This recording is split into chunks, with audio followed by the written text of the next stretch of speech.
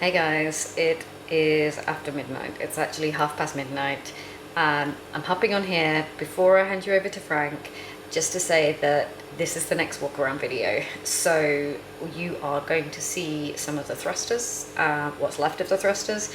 You're going to see some of the fire system, little bits and pieces of dive equipment that are still left on the Minehunters. And actually, if you hang on a bit longer, you'll also see Frank takes you in the explosives locker. So you get to see what's left of that as well. Without further ado, I'm going to hand you over to Frank. But thanks a lot for following, and if you can subscribe, and you'll see like the future videos coming through as well. It's just easier for you to follow on our journey. Thanks a lot. See you. Alrighty, that was the first compartment. Now we go to the next. If you're here on deck, you see some massive circles with all bolts around it. There's one here, and there's one here. And these are actually the thrusters. So what this vessel had, it had one propeller shaft, and it has three of these thrusters. Two here at the back, one in the front. If they were close to a mine, or if they found a mine, what did they do? They turned off the main engine and they used these thrusters. With the main engine, they could do 14 knots an hour. On these thrusters, electric, hydraulic, they could do only 5 to 6 knots.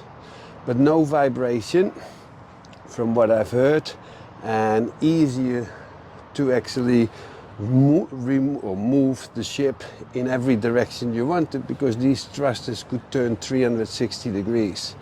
So way easier. You can go sideways, backwards, that direction, any direction you can think of. And that was of course necessary when you were looking for mines. So to get into this compartment, I open again this one, another hatch, and then down into the next compartment. So this boat, not this compartment, but this boat is actually decommissioned in 2018. So now, 6 years later, these vessels haven't done anything, but 6 years later they took some more stuff off here in the shipyard in Australia, and they took many things out, because in total there were 6 of these Minehunters built. And they took off quite a lot of things because they wanted, or they needed these for spare parts. Same thing with these thrusters where I talked about before. These thrusters, they were made, Italian made, and they are in the ones that are still going, but in the other one, these ones, they were hydraulic, electric. And as said, they took out many things. But again, everything is made of stainless steel. This, stainless steel. This, here, stainless steel. This is stainless steel. Massive.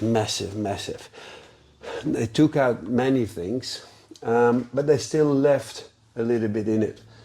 For example, if you come here, you see a box where I can't do anything with, but here, this is quite funny. Here you see the emergency steering pump.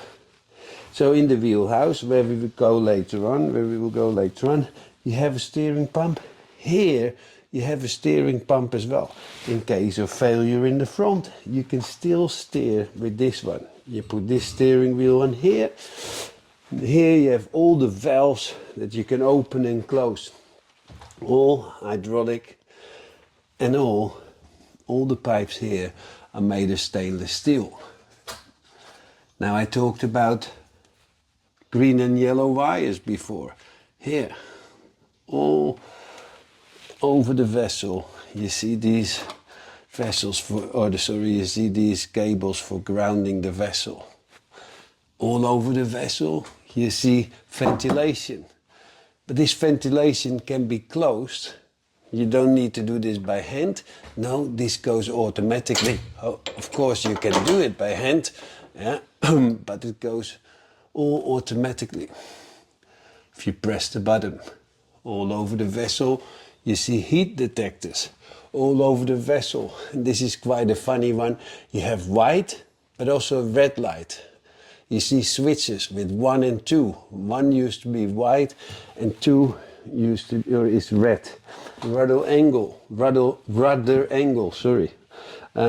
So if you're steering here, you can see a little bit in what position your rudders are. So then you know how or which direction to go. And of course, something very, very important, through the whole vessel, you have communication. So you can phone with the wheelhouse, you can phone with the engine room, which is the next compartment right in front of here. So as said, there were 2 thrusters, 2 hydraulic electric thrusters, and 1 here on starboard side and 1 on port side. Okay, let's make a little bit of advertising. These were made by Riva Calzone. Calzone reminds me a little bit of the pasta. Here, and you see this through the vessel as well, here you have another hydro pack. Again, I told you before, they took out many things already. There were 2 hydro packs here, 1 here, 1 here, and they were for the wings upstairs on the deck that I showed you already. You can guess already what material that's made of. But yeah, everything in this vessel, double. One funny thing, and I will tell you about this later on a bit more. One funny thing is they made these vessels 60 hertz. Now Australia has 50 hertz. Apart from, I would almost say, the US and the Philippines, most of the countries have 50 hertz. They made this vessel 60 hertz, and I still haven't really figured out why that is. This compartment had also some air banks for the divers. On each Minehunter, they have of course divers as well, people that can jump in the water, scuba divers. So they have compressed air. And I found, be careful here, I found some air banks with high pressure air still here. Look at this, still in there, all high pressure piping. So in these tanks they can put up to 300 bar of air, 1 here and 1 here.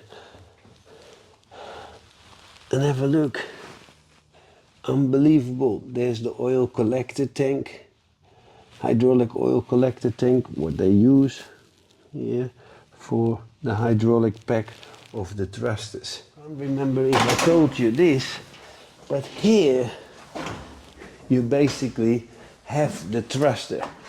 Inside here they had the thruster. However, we took, or not we, they took that out and it's not in there anymore. This is then, I mean, when we walked in the other compartment with the steering, there was 1 level. Here you actually have already 2 levels, because under here, and before they handed over everything, they sucked this dry. But here you see another compartment. Look at there, you have some yellow and green cables grounding. You have a suction for the water in case of leaks. So yeah, this compartment thrusters, and this is actually what I want to do. Next we will go to the engine room and then you see the main engine, but I would like to keep these ones in. I'm going to keep these in, that's the plan for now, and we take out the propeller shaft. This vessel is not going to get a propeller shaft anymore. It will get 2 thrusters instead of the 3 that it had now. More horsepower, newer generation of thrusters. And the cool thing is that if I keep the thrusters here, I can always reach them because there is already an opening to the top. This is way above the waterline, so in case if you hit something or whatever, you need to take the thrusters out. You don't need to get out with the boat. You simply open the hatch here and you can lift them out. What I do, because it's above the waterline, what I do or will do in the future is that I'm gonna make a nice door in here, a cutter door, so I can actually reach it a bit easier, better than now. Exciting stuff. Yeah, look here, all over the vessel, and have a good look during the video, you will see these pipes. Now, copper piping, and they use copper piping for the air conditioning, but they also use the copper piping for the fire extinguisher. This was of the fire extinguisher system. In the old days, they used halon, but that's not allowed anymore. And on this boat, they used a different material again. They used here something that they called navs, navs 2, another kind of gas foam extinguisher. I think it's Navs 3. Is it Navs 3? But yeah, and this was full basically, and again, they took everything out here. All these tanks were for the Navs 3. I need to do a bit more research on Navs 3 or Navs 3, because from what I've heard it's also not allowed to use anymore. But here, see that? Valves everywhere, stainless everywhere. And a lot of storage on this boat, a lot of storage. All right, that was this compartment. Let's go to the next. Hello, welcome. Yeah, so these guys, these are watertight doors. And look how high. That's actually a needed thing. But what I want to show you first is this one. Ta-da! This was an explosives locker. All right, let's go into the explosive locker. Well, there are not many explosives here. And look at this. They gave us a garden hose. What else do we have? Nothing that special, but look, a red light. The red light here and the white light. So you have the explosive locker outside, but here you also have some a locker that you can bring up. Explosive locker, and the ammunition or whatever they were came up here. We go there later on. What I want to show you now is the generator room.